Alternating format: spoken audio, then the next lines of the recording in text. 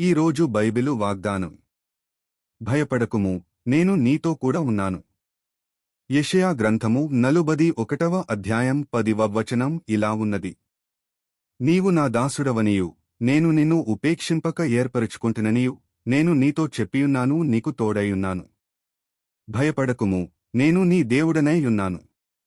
దిగులుపడకుము, నేను నిన్ను బలపరుతును. నీకు సహాయము చేయువాడను నేనే. నీతియను నా దక్షిణహస్తముతో నిన్ను ఆదుకొందును. ఈ వాగ్దానం ప్రతి విశ్వాసికి ధైర్యాన్నిచ్చేది. జీవితంలో సమస్యలు, అప్పులు, అనారోగ్యం, కుటుంబ బాధలు వచ్చినప్పుడు మనుషులు భయపడతారు. కాని దేవుడు భయపడకుము అని మొదట చెబుతున్నాడు. ఎందుకంటే ఆయన మనతో ఉన్నాడు. దేవుని సన్నిధి ఉన్న చోట భయం నిలవదు. దావీదు గొల్యాతును ఎదుర్కొన్నప్పుడు తన బలాన్ని కాదు, దేవుని సన్నిధిని నమ్మాడు.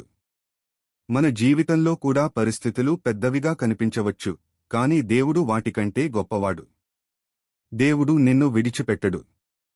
కష్టకాలంలో దేవుడు బలమిస్తాడు. ప్రార్థనలో నిలిచిన వారికి శాంతి లభిస్తుంది. దేవుని సహాయం సరైన సమయంలో లభిస్తుంది. ఇట్టి నమ్మిక నీలో ఉంటే ఎన్నడూ భయపడవు. ప్రార్థన. ప్రభువా, నా భయాలను తొలగించి నీ సన్నిధిలో నడిపించుము. నీవు నాతో ఉన్నావనే విశ్వాసం నాకు దయచేయుము తండ్రి. ఆమేన్.